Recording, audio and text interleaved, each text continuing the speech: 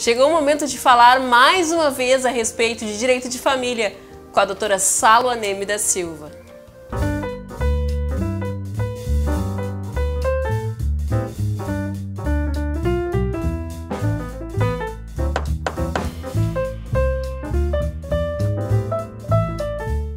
Sinta-se bem, estamos aqui juntos novamente, eu agradecendo a companhia de vocês.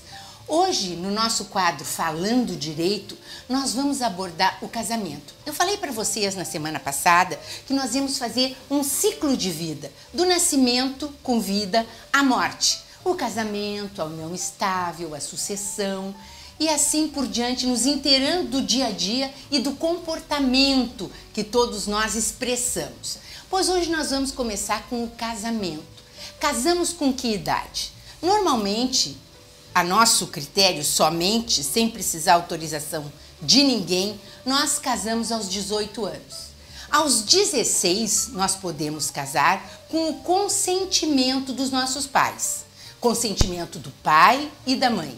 E se o pai e a mãe forem separados? Se o pai e a mãe forem separados, nós precisamos do consentimento de um e de outro. E se houver divergência, se um não der o seu consentimento, nós podemos pedir o suprimento judicial. Então o magistrado vai ver o porquê que um disse que sim e o outro disse que não. E vai dar a decisão dele suprindo a falta de alguém. Ou demonstrando que na realidade, naquela idade, com aquela personalidade, não é o ideal convolar núpcias. E com menos de 16 anos? Pois nós podemos casar com menos de 16 e aí vai ser numa situação também com a interferência do magistrado e desde que tenha resultado uma gravidez daquela união, daquele namoro, ou então uma sentença penal condenatória.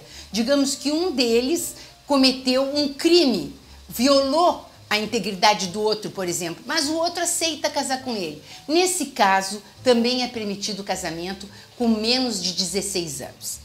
Mas a gente ouve falar tanto em casamento hoje em dia, em consentimento. Nós temos obrigações no casamento, a lei define obrigações, a lei define direitos no casamento, pois a lei define.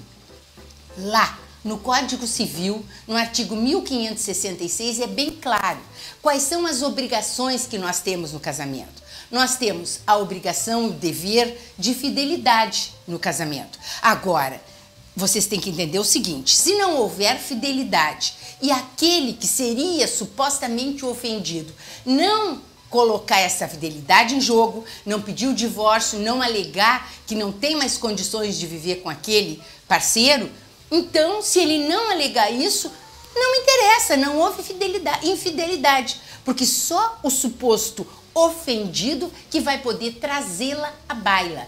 Então, nessas situações, vai continuar o casamento. Mas o dever de fidelidade, a obrigação de fidelidade está lá no código. Não adianta dizer, não, hoje não se argue culpa. Não é assim. E eu vou explicar com o tempo para vocês o que não é assim e o que pode ser. Porque eu não sou adepta de agressões no casamento, de humilhações no casamento, de passar na frente do parceiro com o outro, humilhando o parceiro e disso não restar nada.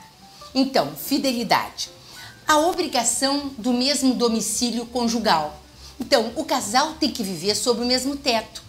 Claro que na união estável não há essa necessidade, mas no casamento há. A não ser que um dos parceiros tenha que trabalhar numa outra cidade. Então, eu vou ter que trabalhar, fiz um concurso, fui nomeado para tal lugar, não posso ficar aqui contigo. Claro, isso não é abandono de lar, não é? Há uma necessidade dele ir. Ou então dele passar um tempo cuidando de um parente que está doente, ele é a única pessoa que pode estar ali dando assistência. Também são situações diferenciadas.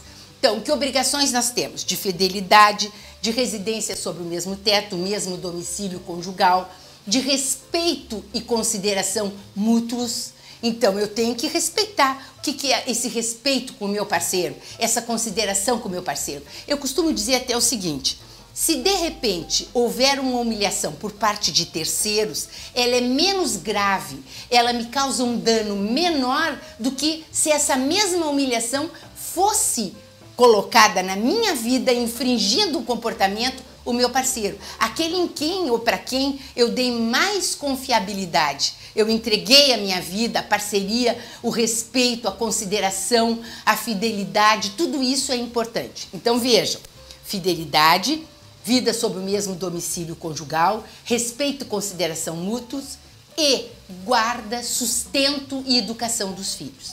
Outra obrigação.